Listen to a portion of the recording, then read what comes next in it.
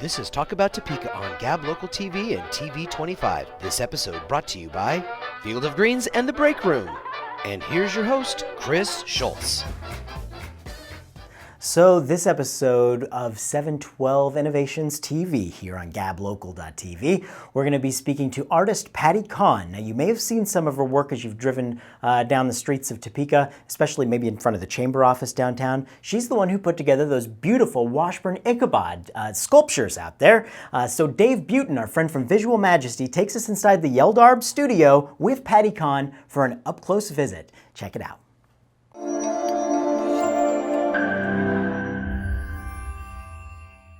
Hi, I'm Patti Kahn, and I would like to take you on a little tour in North Topeka, Kansas, in the Arts District of North Topeka. I'm surrounded by works of other artists that are here in the Yeldarb Studio Artist. We've got Janet Bailey here and Kathleen Cobb. I would like to tell you a little bit about how I evolved to be the artist that I am today. It started actually early in life. When I was 14, I decided I would be an artist. My father had a shoe store, and he took me to go pick out shoes for the store. And the shoe salesman there had a beautiful mural, and I asked him about it, and that's when I decided I wanted to be an artist, to paint murals like that. In college, I studied fine art, also commercial art, and kept on going. Actually off and on, and I ended up getting a PhD at Ohio State in art education. So the two things I love most are making art and also teaching it. I taught at Emporia State and then came here to Topeka and ended up renting space here at Yeldarb Studio Artist. We're in my studio now, and I'd like to show you a few things that I have to give you an idea of what it's like working in an artist studio in Noto. This was one of my first works that I finished here. I actually started even before I came here. I studied this little chair that my grandmother and grandfather made. I have some friends in Emporia, the Comstocks, who have this cat Goldman, and he seemed to like to hide under chairs. So I took many pictures of him and then drew him under this chair. So I hope to do more children's books along those lines as well.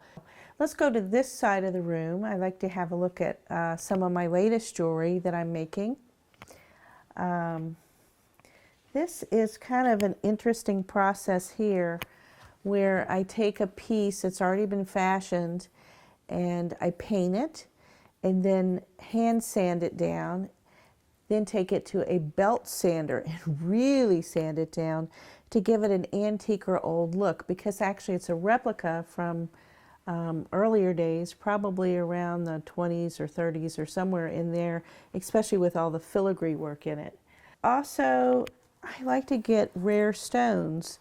This is called yellow jade. It's not easy to find, but the kings or the royalty in China would always look for yellow jade, and then I try and put a really beautiful clasp on it. You can see here some topaz with the sterling. You can see, first of all, here's Maxine, and she was with me at Emporia State on my desk as well, and I put her here.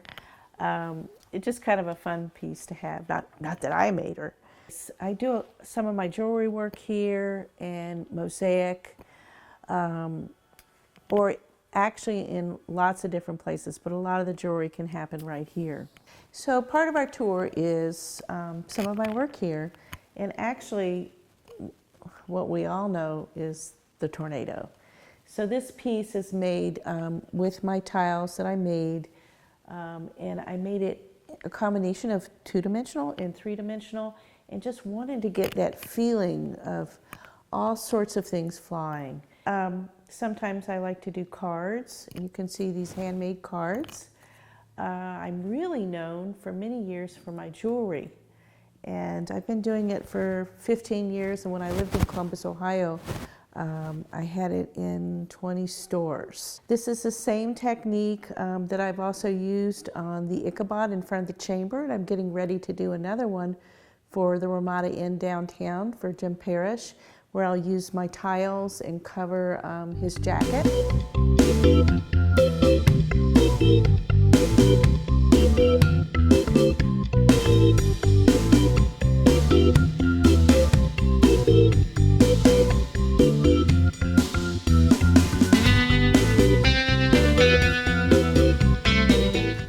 My second Ichabod. This one, it goes in front of the Ramada Inn on 6th Street downtown. The first one is not far from the Ramada Inn at the Topeka Chamber of Commerce on 6th Street.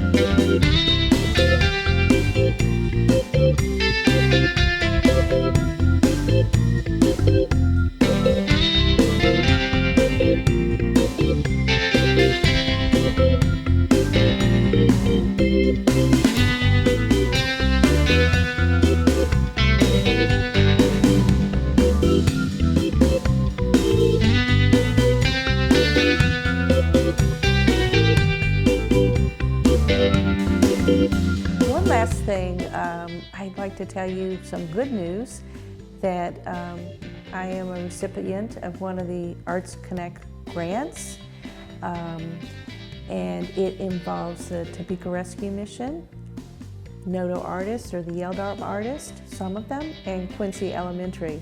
But that's for next time. Bye-bye.